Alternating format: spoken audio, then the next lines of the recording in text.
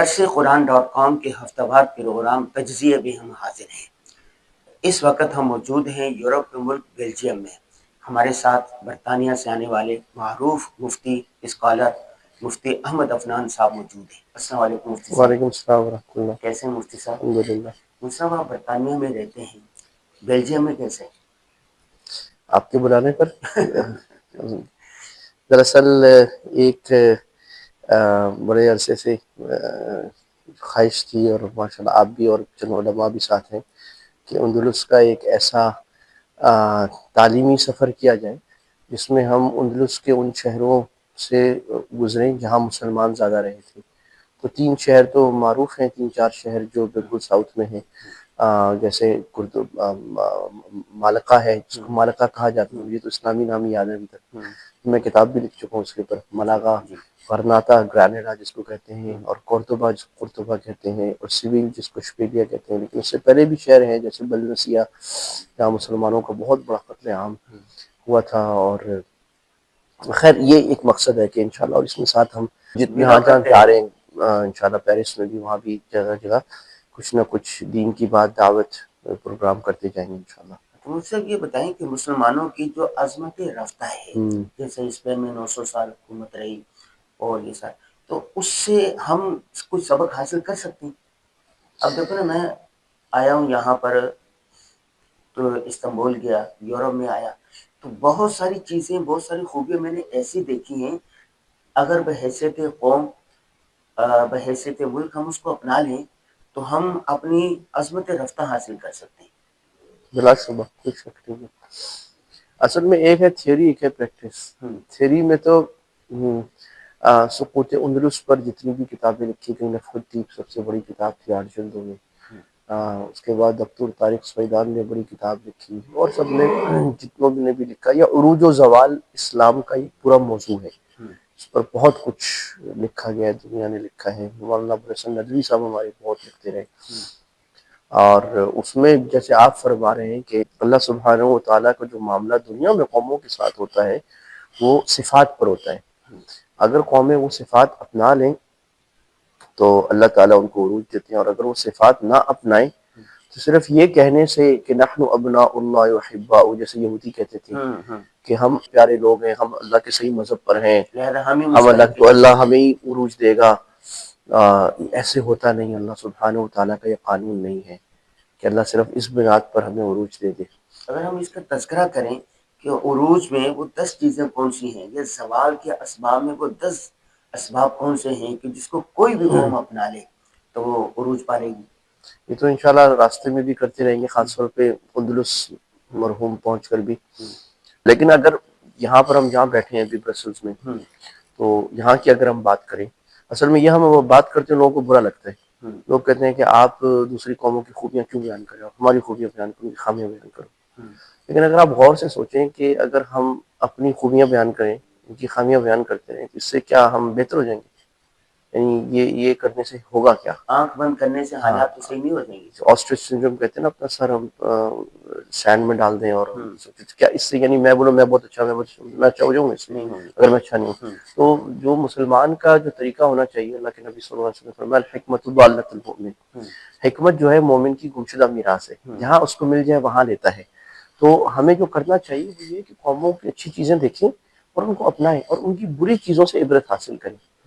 اب اگر ہم یورپی معاشرے کو دیکھ لیں تو اس کی خامیاں بہت ساری ہیں، کوئی شک نہیں، عقیدے کے لیول پر، آئیڈیالوجی کے لیول پر، لبرلزم کے لیول پر، ان کی بے حیائی، ان کا ظلم دنیا میں جو آج کھل کر نظر آ رہا ہے، ان کی عیاشیاں، ان کا کیپٹلزم کا نظام جس میں دولت چند لوگوں کے ہاتھ میں آ جاتی ہے، ان کا ایک گورا فخر وہ آ جاتا ہے۔ ان کے ہمارے معاشرے میں بہت بڑے فرق جو واقعی صحیح ہیں وہ اپنی جگہ ہیں، اور ان کو بھی بہت زیادہ اشکارا کرنا چاہیے، کیونکہ ایک بہت بڑا طبقہ مسلمانوں کا وہ یورپ سے ایسا مرعوب ہے کہ وہ یہ کہتا ہے کہ بس ہمارا مسلمانوں کا حل یہ کہ یورپ کی 100% تقلید کر لیں۔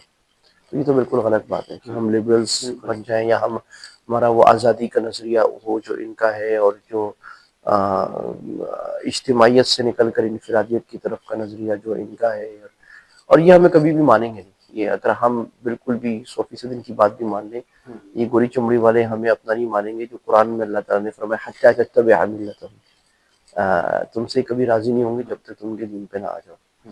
البتہ اس سے ہٹ کر جو ہماری بات ہو رہی ہے، آپ بھی اس پہ بات کریں کہ آپ آتے رہتے ہیں، ماشاءاللہ کافی سفر ہو گئے، تو ہم اب بیلجیم یورپ کا کیپٹل ہے، اس کو لٹل یورپ کہتے ہیں، اور یورپ کا جو بڑے بڑے یورپین یونین جمع ہوتی ہے وہ برسلز میں ہوتی ہے، نیٹو کا مرکز بھی یہی ہے۔ تو یہاں سے ہم کیا چیزیں جو ہمیں سیکھنے کی ہیں، آدمی اپنے مخالف سے بھی بہت کچھ سیکھتے ہیں نا۔ سب ایک بات میں نے سیکھی، جب میں پاکستان سے آ رہا تھا نا تو ایئرپورٹ سے باہر رش لگا ہوا تھا، کہ ہو جاتا کسی وجہ سے فلائٹیں جمع ہو جاتی ہیں، تو میں نے دیکھا دھکم پیل ہو رہی ہے، یہ کر رہے ہیں مجھے نمبر مجھے نمبر مجھے نمبر، اور ہمارا نظام اچھا خراب ہے، ہم ایسا ہو گیا، یہ زیادہ کیوں نہیں بنا دیتے، کاؤنٹر کیوں نہیں بنا دیتے، گالیاں دے رہے ہیں انتظامیہ کو بھی، ملک کو بھی، فلاں کو بھی، لائن میں بھی نہیں، ایک ہلہ بلا۔ وہ ویڈیو میرے پاس محفوظ ہے کراچی ایئرپورٹ کی۔ کراچی ایئرپورٹ۔ اسی طرح جب میں استنبول پر آیا نا، استنبول ایئرپورٹ پہ اترا تو وہاں بھی اتفاقاً فلائٹیں بہت زیادہ آئی، تو رش تھا، یہاں پر بھی رش لگا ہوا تھا۔ میں نے دیکھا ہر آدمی لائن میں کھڑا ہوا ہے، خاموشی کے ساتھ کھڑا ہوا ہے، کوئی نہ ملک کو برا بھلا کہہ رہا ہے، نہ ایک دوسرے کو برا بھلا کہہ رہے، نہ ایک دوسرے کو گولیاں مار رہا ہے، نہ غصے سے دیکھ رہا ہے، بلکہ ہر کوئی اپنی لائن میں کھڑا ہے، کسی نے کتاب نکال کے کتاب پڑھ رہا ہے، وہ کسی کے پاس موبائل ہے، وہ کسی کے پاس لیپ ٹاپ ہے، وہ، اور یقین کریں ان کو دیکھ کے میں نے بھی اپنے ہینڈ بیری سے وہ ہینڈ کیری سے وہ کتاب نکالی اور نکال کے پڑھنے لگے، کیونکہ نیٹ نہیں چل رہا تھا۔ تو پھر میں نے کہا کہ دیکھیں نیٹ چلتا ہے نہیں، تو میں نے نیٹ دیکھا تو وائی فائی فری تھا، تو وہ میں نے لگایا چلانے کی۔ میں نے کہا کہ دیکھو یہ لوگ بھی اپنے ملک میں ہیں، ہجوم ہے، بلکہ ہجوم نہ، اس کی ویڈیو بھی میں نے بنا لی کہ لائن میں لگے ہوئے اپنی باری کا انتظار کر رہے ہیں، جو پہلے آئے سو پہلے، جو پہلے آئے اس کا حق پہلے ہے۔ نمبر 2، اپنے وطن کو برا بھلا نہیں کہہ رہے۔ نمبر 3، اپنے سسٹم کی ازخود پابندی کر رہے ہیں، کوئی روکنے والا نہیں ہے۔ میں کہہ رہا ہوں کہ ہماری قوم ایک قوم نہیں ہے، یہ ایک ہجوم بنی ہوئی ہے، یہاں پر یہ قوم ایک قوم ہے۔ اسی طرح دیکھیں وہاں پر میں نے دیکھا کس پارٹی کا ایجنڈا، کبھی کس پارٹی کا ایجنڈا ہے، اور کہیں ہے بھی نہیں ہے۔ ترکی میں نے دیکھا کہ ہر جگہ پر ترکیہ کا ایجنڈا ہے، ہر جگہ پر، اور جماعتوں کے جھنڈے مجھے نظر نہیں آئے۔ یہ سمجھے کہ 99% جھنڈا ترکی کا نظر آیا۔ تو کیا کہ ہم ایک قوم ہے، ہم ایک قوم ہے، ہم ایک قوم ہے۔ اور میں نے یہ بھی دیکھا کہ بلکہ یہاں تک کہ جب دو مخالف پارٹیاں آپس میں مظاہرہ کرتی ہیں ایک دوسرے کے آمنے سامنے غصے میں ترکی میں، پھر بھی دونوں نے ترکی کا جھنڈا اٹھایا تھا، ان کی پارٹیوں کو نہیں اٹھاتے۔ تو میں نے اسی طرح میں جا رہا تھا، میرے میزبان کے ڈاکٹر ندیم صاحب ہوتے ہیں ترکی میں، ماشاءاللہ بہت تاریخی آدمی، پڑھے لکھے، 45 سال۔ انہوں نے کہا طیب اردگان نے جب یہ کہا کہ اسکاف ہونا چاہیے، اسکاف کے خلاف جو پابندی تھی اٹھانی چاہیے، تو انہوں نے کہا مظاہرے کرے تاکہ ہم پر دباؤ آئے گا تو ہم پھر کوئی بات کریں گے۔ کہہ رہے جگہ جگہ مظاہرے ہونے لگے، تو کسی سیکولر لوگ جو یہاں پر ہیں تو ایک نیم بڑھانا عورت جو ہے نا وہ بینر لے کے کھڑی ہوگی، نیم بڑھانا ہو کے کہ یہ جو جلوس آ رہا ہے میں اس کے سامنے اکیلے کھڑی ہوتی ہوں اور میں اس کو جلوس کو گزر نہیں دوں گی۔ تو کیا کیا یہاں جو مظاہرہ کرنے والے تھے اس خاتون کی طرف کسی نے دیکھا بھی نہیں، اپنا کام کرتے رہے، اور منظم طریقے سے اپنا احتجاج ریکارڈ کروایا۔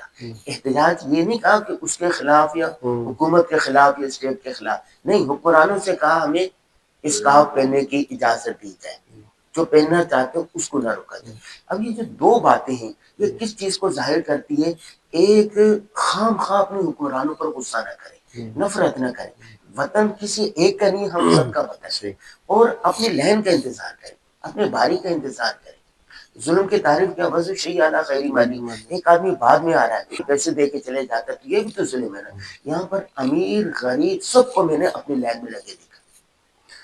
بڑی اہم بات آپ نے فرمائی، اور یہ وہ معاشرت ہے جس کو جو سوشل کلچر ہے، اور یہ اس کے پیچھے اگر آپ جانا یہ کیسے بنا، تو یہ قومیں بننے میں بھی صدیاں لگتی ہیں اور قوموں کو گرنے میں بھی صدیاں لگتی ہیں۔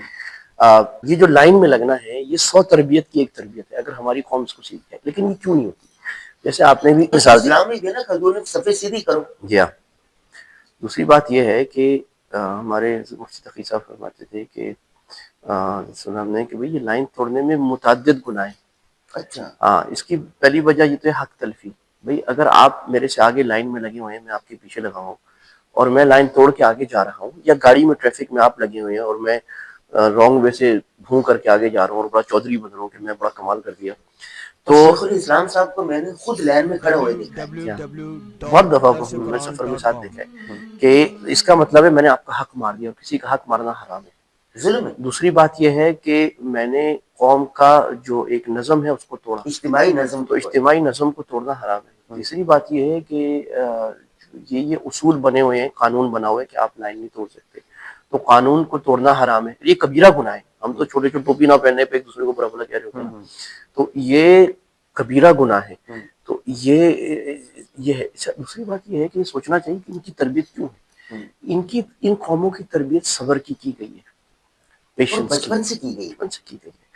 اور صبر اتنی بڑی چیز ہے کہ پورا قرآن بھرا پڑا ہے، انما یوفی الصابرون اجرهم بغیر حساب واصبر فإن اللہ لا یضیع اجر المحسنین. اور پورا قرآن صبر صبر سلام علیکم بما صبرتم فرشتے. تو ہم کہتے تو ہیں صبر، لیکن کیا ہم میں صبر ہے؟ صبر ہی ہے. ہم تو آدھا منٹ انتظار نہیں کرتے، لائن توڑیں گے، ادھر جائیں گے ادھر جائیں گے. تو ان کی نا ایجوکیشن نے تربیت کی ہے. ان کا چھوٹا بچہ ہوتا ہے تو ان کو ہر چیز میں لائن لگائی جاتی ہے. ان کو یہ سکھایا ہے کہ بس اسٹاپ پہ 3 آدمی بھی جمع ہو جائیں تو لائن لگا لو. ان کو یہ سکھایا گیا ہے کہ آپ کہیں بھی مشکل ہو جائے ایئرپورٹ پہ جاؤ، آپ اپنی لائن لگا لیں. اب یہ لائن لگانا چھوٹی تربیت نہیں، بہت بڑی تربیت ہے. یہ صبر کو بتا رہی ہے. ان کو یہ بتایا گیا ہے کبھی گاڑیوں میں آپ جا رہے ہیں، کہیں پر جام لگ جائے تو آپ نے بھی دیکھا ہے، میں تو گاڑی چلاتا ہوں دیکھتا ہوں یہاں پر یورپ میں بھی کہ 100 گاڑیوں کی بعض دفعہ لائن لگ جاتی ہے. ہو جاتا ہے کچھ ایسی چیزیں، ظاہر ہے جو رش آ رہا خاص طور پہ صبح 8 سے 10 بجے کا جو وقت ہے اور شام کو 5 بجے سے 7 بجے کا، تو مجال ہے کوئی یوں بھی کرے، یعنی یوں کر لے گاڑی، ادھر کر لے، ادھر دیکھو کیا ہو رہا ہے، بس بھی کرے، یا رانگ وے پہ جائے. وہ رانگ وے وہ جو ہے ایمرجنسی لائن وہ خالی پڑی ہے، ہر ایک بھاگا سکتا ہے لیکن نہیں چاہتا. تو اس صبر یہ ڈسپلن دیتی ہے، قوم کو منظم کرتی ہے، اور قوم نظر آتی ہے، اور ہزاروں خیریں ہم لے سکتے ہیں اگر قوم منظم ہو جائے. جو قوم بدنظم ہوتی ہے، جیسے آپ نے کہا کہ پاکستان ایئرپورٹ پہ لینڈ ہوتے ہی وہاں سے جاتے ہی ہم دیکھ رہے ہوں گے ہر آدمی کوئی کسی کو پیسے دے رہا ہوتا ہے، وہ ایک کاؤنٹر کونے پہ بنا ہوتا ہے پیسے دینے کا، وہاں پیسے دے کے کہ میں جلدی نہیں. اچھا آپ جلدی جا کے کیا کریں؟ یعنی آپ نے اگر فلائٹ پہ جانا ہے تو آپ جلدی جا کے کیا کریں گے؟ جہاز آپ کو پہلے تو لے کے نہیں جائے گا. اگر آپ نے باہر نکلنا ہے، آپ آدھا گھنٹہ 15 منٹ پہلے نکل گئے، آپ کیا کر لیں گے؟ کون سا تیر مارنا ہے آپ نے؟ تو یہ چیز سمجھنے کی ہے ہمیں کہ قوموں میں صبر اور ایک دوسرے کی رعایت ہے. کبھی آپ میرے شہری بھائی ہیں، میں آپ کا شہری بھائی ہوں، یا مسلمان بھائی ہیں، یا یہاں دنیا ہی سوچتی ہے. کل مجھے ایک گورا میرے ساتھ بیٹھا تھا، ٹرین میں آ رہے تھے، تو کہہ رہا تھا بھائی میں یہاں رہ کر بیلجیم کا تھا، میں اپنے آپ کو دنیا کا شہری سمجھتا ہوں. I am a global citizen. میں اپنے ملک کا پوری دنیا کے لوگوں کا مجھے خیال، اور میں اسی طرح ہوتا ہوں کہ ہمارے پاس 100 نیشنلٹیز کے لوگ ہمارے ساتھ آس پاس کام کریں تو ہم سب ایک دوسرے کو سمجھتے ہیں، ایک دوسرے کے حق کی رعایت کرنا. ابھی اتنی پیاری تربیت ہے، اگر آ جائے تو قوموں کی تقدیر بدل جائے. دوسری ایک اہم بات، اپنے وطن کو برا کرنا، اپنے لوگوں کو برا کرنا، اپنے سسٹم کو توڑ کے پھر برا کرنا، پھر غصہ. میں نے چہروں پر نہیں دیکھا غصہ، غصہ غصہ غصہ، اس کے خلاف غصہ، اس کے خلاف غصہ. یہ جو امیگریشن پر لوگ بیٹھے تھے نا، ان پر غصہ کر رہے ہیں کہ یہ کام نہیں کر رہے، وہ یہ ہاتھ نہیں چلا رہا، وہ نہیں چلا رہا، یہ نہیں کر رہا. یعنی محبت کی زبانیں کہاں ہیں؟ پیار محبت کہاں ہے؟ میں نے یہاں پر بھی دیکھا، جس سے پوچھ لو نا تھینک یو، تھوڑے سے اگر بازو بھی لگ گیا نا، سوری یہ کسی سے پوچھ لو نا شکریہ، تھینکس. مطلب یہ ہم اتنا غصہ کیوں کرتے ہیں، اتنی ابوس القمطریرہ کیوں ہے، اور نفرت کیوں کرتے ہیں؟ محبت کی زبان کہاں ہے؟ آپ کو تو کتاب ہے نا محبت کی زبان. جی ہاں، وہ تو ہے بالکل اپنی جگہ، لیکن یہ دیکھیں یہ بھی تربیت کی گئی ہے یہاں پر. اصل میں نا اس کو سمجھنے کی ضرورت ہے کہ قوم کیسے بناتے ہیں. قوم ایسے بناتے ہیں یہ لوگ کہ یہ بچپن سے نا بچوں کو سکھایا جاتا ہے. میرے بچے بھی اسکول میں پڑھ رہے ہیں، میں دیکھا دوسرے میں دیکھ رہا ہوتا ہوں، تو کے جی میں بچہ ہے، پہلی جماعت میں بچہ ہے، ریسیپشن میں بچہ ہے، اس کو سکھایا جا رہا ہے چھوٹی چھوٹی بات پر شکریہ کہنا. Thank you thank you thank you, چھوٹی سی بات. آپ نے ذرا سا میرے لیے یوں ہو گئے سائڈ پہ، میں نے آپ کو شکریہ کہنا ہے. آپ نے مجھے چلتے چلتے ذرا سا راستہ دے دیا، میں نے آپ کو شکریہ کہنا ہے. یہ وہ بات ہے کہ جو تو اسلام نے سکھائی ہے، من لم یشکر الناس لم یشکر اللہ. یعنی تھیوریکل تو ہے ہمارے پاس، پریکٹیکل نہیں ہے. پریکٹیکل یہ مسئلہ یہ ہے نا. اور یہ ہے کہ ذرا سا جیسے آپ نے کہا نا کہ کوئی نہیں لگ گئی، ذرا میں آپ سے آگے آ گیا، ذرا سا آپ میرے آگے آ گئے تو میں نے سوری کہہ دیا، ذرا سا جگہ میں کوئی مسئلہ آ گیا میں نے آپ کو سوری کہہ دیا، ذرا مجھے پہلے آپ سے نکلنا ہے میں نے سوری کہہ دیا. تو تھوڑی سی بھی چیزوں پر ایک دوسرے کو اس سے جاتا کیا ہے، میرا کوئی پیسے لگنے کیا ہے، لیکن اگر میں آپ کو محبت دے رہا ہوں تو محبت لوٹ کے میرے پاس آئے گی. جو آدمی دوسروں کو عزت دینا سیکھتا ہے تو اللہ سبحانہ و تعالیٰ کی سنت ہے اس کے پاس عزت واپس آتی ہے. اگر میں آپ کو عزت نہیں دے رہا تو آپ کیوں مجھے عزت دیں گے؟ ہاں دیں گے تو کسی مطلب کی وجہ سے دیں گے، حقیقی عزت تو نہیں دیں گے. تو یہ ان قوموں نے ایک یعنی ان کا جو باہر کا چہرہ ہے دوسرے ملکوں کے ساتھ کردار کا وہ یقیناً بہت خراب ہے، لیکن اپنے اندر معاشرے کے لیے جو انہوں نے چیزیں بنائی ہیں وہ بڑی باکمال ہے کہ پوری اندر رہ کر آپ کو لگتا نہیں ہے کہ آپ اجنبی ہیں، آپ کو ہر ایک سپورٹ کرے گا گڈ وے. اور سسٹم ایسا بنا ہوا ہے کہ سسٹم آپ کو سپورٹ بھی کرے گا، لیکن سسٹم لات مار کے آپ کو کھڑا کرے گا اس بات پر کہ آپ اخلاق پر آ جائیں. اگر آپ اخلاق پر نہیں ہیں تو سسٹم بھی آپ کو پکڑے گا، لوگ بھی پکڑیں گے، آپ کو چلنے نہیں دیں گے کہ آپ بد اخلاقی سے نہیں رہ سکتے. بہت سارے لوگ نا اعتراض کرتے ہیں کہ آپ لوگ ان معاشروں کی خوبیاں بیان کرتے ہیں، غزہ میں کیا ہو رہا ہے، ظلم ہو رہا ہے، اسرائیل کر رہا ہے، امریکہ فلاں فلاں. اس کو میں کہتا ہوں کہ یہ قومیں الگ، یہ ممالک کر رہے ہیں، ممالک ہے، لیکن افراد جو ہے وہ دیکھو اٹلی سے بھی جتنے جو قافلہ گیا ہے ٹوٹیلا، اس میں غیر مسلم بھی بڑی تعداد میں ہے. جی اور دوسری بات برطانیہ میں احتجاج ہوا، عوام نے احتجاج کیا، غیر مسلم احتجاج کر رہے ہیں ان کے حق میں. ایسا ہی ہے، یہ جو دو بڑی باتوں کو الگ کرنا چاہیے، الگ کرنا چاہیے. لیکن ظاہر ہے کہ جو المیہ ہے اس وقت غزہ کا وہ اتنا شدید ہے، اور یہ مغربی ممالک کے جو سیاستدان ہیں جو ان کی اسٹیبلشمنٹ ہے، جو صہیونی اسٹیبلشمنٹ ہے، اور ہیومن رائٹس کے ان کے دعوے، ان کے منہ پہ ایک تماچا ہے بڑا خطرناک قسم کا، ان کو ایکسپوز کیا ہے غزہ نے ان کی. تو یہ یقیناً ہے، لیکن وہی بات آپ کی بات کہ بھائی آپ یہ سوچو کہ چلے ہمارا دشمن ہے نا، دشمن کیسے اتنا طاقتور ہے، وہ طاقتور ان چیزوں سے ہے. ہم قوم بنے بغیر کیا فتح حاصل کر لیں گے؟ کیا خیال ہے آپ کا؟ ہمارے پاس بم بھی ہو نا، بم سے نہیں طاقت ہوتی، یہ قوم اور معاشرہ بنتا ہے. ابن خلدون رحمہ اللہ تعالیٰ کی جو کتاب ہے مقدمہ ابن خلدون پوری تاریخ ابن خلدون، اس میں پہلی جلد میں انہوں نے پھر پوری عمرانیات پہ بات کی ہے. عمرانیات مطلب قوم کیسے بنتی، معاشرہ، یہ ساری باتیں کی انہوں نے کہ بھائی جب تک ہم قوم نہیں بنیں گے ہم، اور وہ اللہ کے نبی صلی اللہ علیہ وسلم کے طریقے ہیں جو ہمیں عملاً ہمیں ان لوگوں میں نظر آ رہے ہیں. تو وہ جب تک ہم نہیں لیں گے تو پھر کوئی خوبصورتی اور قوم بن کر ہمیں کوئی بڑا کام کرنا، ہمارا چھوٹا، ہم دیکھیں پاکستان میں یا ہمارے اور ملکوں میں بڑے اچھے اچھے کام ہوتے ہیں، بہت اچھے انیشیٹو لیے، سارے ختم ہو جاتے ہیں اس بد نظمی کی وجہ سے، بد اخلاقی کی وجہ سے، ایک دوسرے پہ ٹرسٹ نہ ہونے کی وجہ سے، ایک دوسرے پہ غصہ ہونے کی وجہ سے، ہر وقت نیگیٹو، ہر وقت ایک دوسرے کو برا بھلا کہنے کی وجہ سے کوئی بڑا پروجیکٹ اگر آپ نے زمین بنجر ہے، زمین خراب ہے، اور زمین پہ آپ نے کچرا ڈالا ہے اور کھاد کی بغیر آپ نے خون ڈالا ہے اور گند ڈالا ہے، تو اور زمین کی آپ نے آبیاری نہیں کی، تو اس زمین پہ آپ گلاب کے پھول لگائیں، آپ کوئی پھل لگائیں، سیب لگائیں، انار کھجور لگائیں، کچھ بھی نہیں لگے گا. تو پہلے اس زمین کو کرنے کی ضرورت ہے. وہ قوم ہے، قوم بن کے دکھائے. آخری بات یہ ہے، یہ تم نے ایک بات کی ہے، سوال یہ ہے ہماری قوم کی تربیت کون کرے، کیسے کرے؟ مدرسہ کرے، اسکول کرے، کالج کے اساتذہ کریں، والدین کریں، حکمران کریں، کون کرے؟ تربیت کیسے کرے، کون کرے؟ یعنی مربی کون ہو، مربع کون ہو؟ دیکھیں بات یہ ہے کہ تربیت تو سب کے ذمہ ہے. سب سے بڑا جو تربیت کا جو ذمہ داری ہے وہ حکومت پر ہوتی ہے. ان ملکوں میں بھی سارے نظام حکومت، اور میں اپنی آنکھوں سے دیکھ رہا ہوتا ہوں، میں چونکہ میرا موضوع ہے لاء پڑھنا، تو میں دیکھتا ہوں کہ یہ ایک قانون بناتے ہیں، اس قانون کے ذریعے قوم کا مزاج تبدیل کرتے ہیں. مثال کے طور پر ان کو یہ کرنا تھا، یہاں پر آپ نے خاص طور پہ بیلجیم کے ساتھ نیدرلینڈ سے وہاں چلے جائیں، پورا یورپ ملک، ان کو یہ کرنا تھا کہ گاڑیاں کم کرنی تھی، اور گاڑیاں کم کرنی تھی، پولوشن کم کرنی تھی. شہروں میں رش زیادہ ہو رہا ہے تو یہ چاہتے تھے کہ لوگ گاڑیاں کم لے کے آئیں. اب انہوں نے نظام بنانے شروع کر دیے، بھائی شہر کے بیچ کے حصے میں آپ گاڑی لے کے آئیں گے نا تو آپ کو 25 یورو 25 پاؤنڈ ایکسٹرا لگے گا. اور پھر متبادل بھی دیا ہوگا، متبادل یہ دیا کہ آپ ٹرین بھی کام پہ آ ہوگی، جائیں، بس بھی ہوگی. سائیکل پہ آ جائیں تو آپ کا بہت حق ہے. سائیکل کی الگ لائن بنی ہوئی ہے، پوری گاڑیاں جیم ہے، سائیکل پہ باہر آپ تیز چلے جائیں. ابھی نیا قانون بنایا ہے کہ سائیکل اگر دو آدمی سائیکل پہ جا رہے ہیں نا گپ شپ کرتے ہوئے روڈ کے بیچ میں، گاڑی والا اس کے پیچھے پیچھے چلے گا. وہ نہیں ان کو اوورٹیک کر سکتا، متبادل کچھ نہیں کہ تو وہ اب اس کو وہ پروموٹ کر رہے ہیں ایک اچھے طریقے سے متبادل دے کر کہ بھی آپ یہ نہ کرو یہ نہ. اب اس سے قوم کا مزاج تبدیل ہو رہا ہے، لوگ آ رہے ہیں. ان کو کانٹیکٹ لیس کرنا تھا، انہوں نے قانون بنا دیا. ان کو لوگوں کو ویجیٹیرین پہ لانا تھا کہ بھی آپ اپنا کھانا اگائیں اور سبزیوں پہ زیادہ آئیں، کیونکہ ان کی پوری ریسرچ ہے ہیلتھ کی وجہ سے، پولوشن کی وجہ سے لوگ آنا شروع ہو گئے.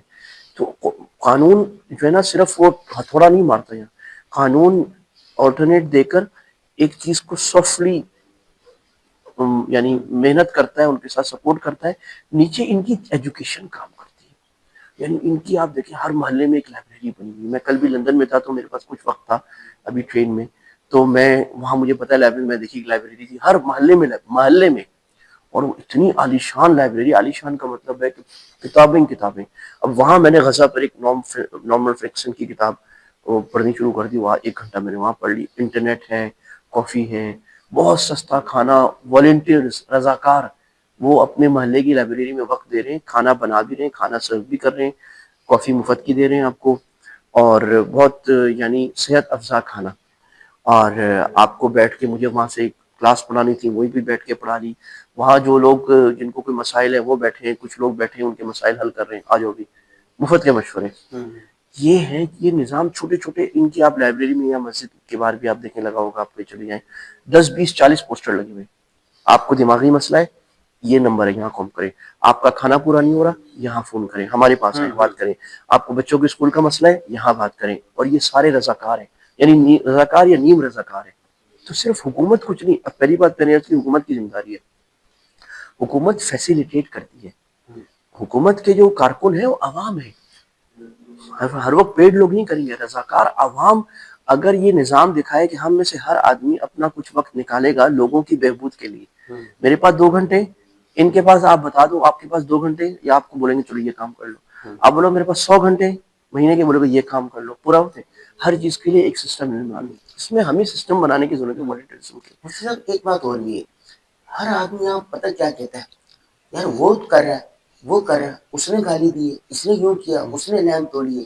بھیڑ چال ہے بھائی، وہ غلط کر رہا ہے تو کرنے دیں، آپ صحیح کریں. وہ جھوٹ بول رہا ہے، بولنے دیں، آپ سچ بولیں.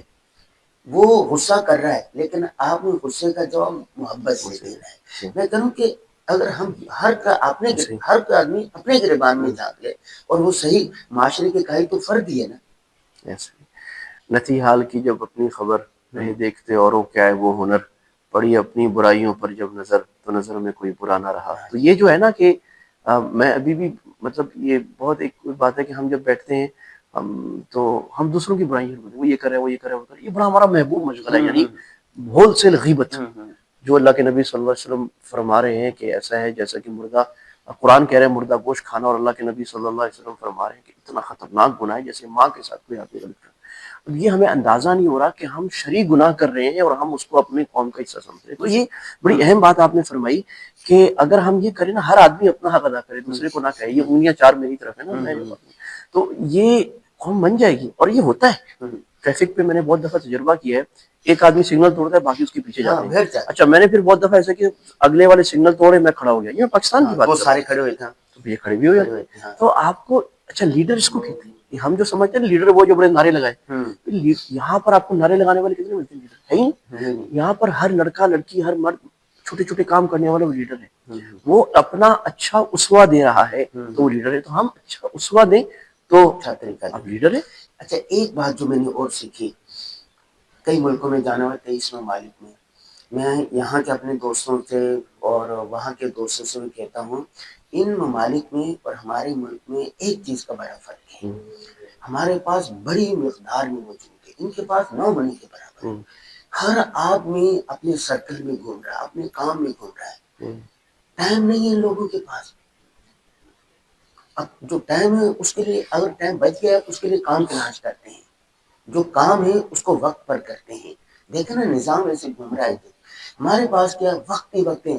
میرا ایک بچہ تھا، اس کو میں نے کہا، بھتیجے کو میں نے کہا بیٹا یہ نہیں کرو. اس نے کہا چاچو اگر یہ نہیں کروں تو کیا کروں؟ اگر میں یہ نہیں کروں، یہ فلمیں اور ڈرامے یہ نہیں دیکھوں تو کروں کیا؟ ان کے पास करने को कुछ नहीं है, इन लोगों के पास करने को बहुत कुछ है।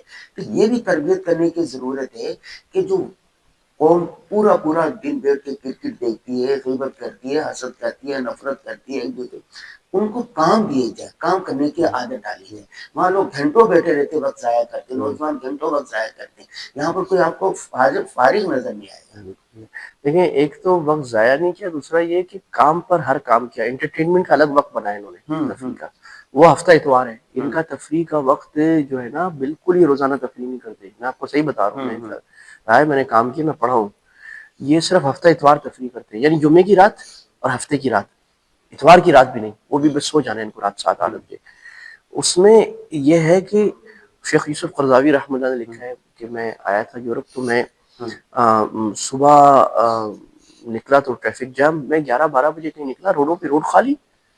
मैंने इनसे पूछा अपने मेजबानों से, यूरोप में शेख यूसुफ करज़ावी अरब में एक बड़ा नाम है, बड़े जैसे हमारे यहाँ मुफ्ती तकी इस्माइल साहब, यहाँ अरबों में वो बड़े उलमा में थे माशाल्लाह, हजारों उनके शागिर्द।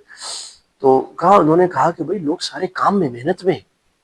कहा फिर मैं शाम को वापस हम लोग 7-8 बजे के निकले बाहर शहर में, फिर भी शहर खाली आम दिनों में, वीकडेज में। तो मैंने कहा अभी क्यों खाली है शहर भाई? कहा अब लोग थक गए हैं अपना काम करके, अब वो घर में अपना खाना वाना खा के बच्चों के साथ बैठ के थोड़ा बहुत टीवी देख के सो जाएंगे। तो कहा ये ऐसी कौम बनती है कि हर आदमी एक काम करते हैं ना। मेरे से कोई पूछे ना, मैं 10 काम बताऊंगा और मेरे को बड़ा हुनर है। पाकिस्तान में हमसे लोग पूछे, मैं अपनी बात करूँ, मैं ये भी करता हूँ, ये भी करता हूँ, ये भी करता हूँ, ये बड़े काम करते हैं। हम लोग यहाँ आप 1-2 से ज्यादा काम बताएं, इसका मतलब फारिग आदमी है। तो एक काम को पकड़े, एक फील्ड बनाए अपनी, बस उस फील्ड में चुप करके सर झुका के लगे रहे। तो वो निजाम ऐसा बनता है कि वो फिर हर आदमी, यानी एक हम में से हर एक बड़ी मशीन का पुर्जा है ना। हम अपने आप को कौम का हिस्सा समझे, यानी मैं बड़ा होऊंगा, कौम हार जाएगी तो ये मेरा नुकसान है, मैं हार जाऊं कौम जीत जाए ये मेरा फायदा है। तो ये नजरिया इनमें अमलन है कि हर आदमी अपने एक जगह में लगा है, अपने आप को बुरा नहीं समझ रहा। वो चाहे झाड़ू लगा रहे तो झाड़ू लगा रहे, वो आदमी अकाउंटेंट है किसी फर्म में, अकाउंटेंट है। काम छोटा बड़ा नहीं है, काम ही भाई। अगर आप यहाँ पर ये आपसे पूछते हैं, हम मिलते हैं ना लोगों से, भाई आप काम क्या करते हैं, अगर आप बताओ ना मैं मैकेनिक का काम करता हूँ और आप मैले कपड़ों में हो, आपको इज्जत देते हैं, आप काम करते हैं। अपने हाथ से, जो सीईओ है वो अपने हाथ से चाय बनाता है। मैं शुरू में आया, एक सीईओ के साथ हमारी मीटिंग थी बिजनेस की, तो यहीं पर थी, यानी ओस्लो में। तो उसको मैंने कहा कि मुझे चाय मिल सकती है, पानी, तो वो खुद उठ के क्या ले गया। तो भाई ने मुझे समझाया ऐसे नहीं करती, पानी की मशीन लगी हुई है, कॉफी की मशीन लगी हुई है, खुद जाके लो, कॉफी पियो, चाय पियो, खुद जाके धो के वापस रख दो। ये सब ऐसे ही करेंगे यहाँ पर। तो काम को, अल्लाह के नबी सल्लल्लाहु अलैहि वसल्लम काम को हार नहीं समझते थे। आपसे ज्यादा मसरूफ दुनिया में ना कोई हुआ ना कोई होगा, लेकिन आप घर में आकर खुद काम फरमाते थे, सिलाई कर लेते थे, झाड़ू लगाते थे। हमारे यहाँ काम को हार समझा जाता है, जिसके पास 4 पैसे आते हैं, 4 मुलाजिम रखता है और बच्चा यूं करके बैठा होता है, कहते ओए पानी लिया। अब ठीक है आपके पास पैसा आ गया, लेकिन आप तरबियत क्या कर रहे हैं? आपने बच्चे को उजाड़ के खराब कर दिया कि मुलाजिम को बोला ये लेके आओ, मेरा टेबल साफ करो, मेरी प्लेटें उठाओ। तो ये एक बहुत बड़ा फर्क कौम में आ जाता है, और एक नाकारा या तबकाती फर्क वाली कौम इस वजह से हम बन पाते हैं। इसकी वजह है कि मैं आपका लिहाज नहीं कर रहा, मैं आपको छोटा समझ रहा हूँ या आपको बड़ा समझ रहा हूँ। बड़ा समझ रहा हूँ तो आपकी चापलूसी करूंगा, और उसमें हमने 100 तबके बनाए हुए। तो अगर हर आदमी एक दूसरे को बराबर का शहरी समझे, और हमारे ख्याल में बराबर का मुसलमान समझे। मुसलमान, अल्लाह के नबी सल्लल्लाहु अलैहि वसल्लम ने बिलाल को काबे पे चढ़ा दिया था, भाई हसब नसब में सबको बराबर इज्जत है। तो ये इससे बहुत बड़ा फर्क है। सब बहुत शुक्रिया। जी नाज़रीन, आपने देखा जो हमने मुख्तलिफ मौज़ूआत पर बात की है, तालीम, तरबियत, अखलाक। तो वो कहते हैं ना कि खुज़ मा सफ़ा व दअ मा कदर, जो अच्छी चीज़ें हैं इसमें जो अपनाने की है, ये ना देखो कि वो कौम की, किस कौम की, किस मुल्क की, किस माशरे की। जो अच्छी चीज़ें हैं वो ले लें, जो गंदी चीज़ें हैं उसको छोड़ दें। हमें दीजिए इजाज़त। अस्सलामु अलैकुम व रहमतुल्लाहि व बरकातुहू। सोशल मीडिया पर सबसे कदीम और सबसे रिलायबल ब्रांड दरसेकुरान.com।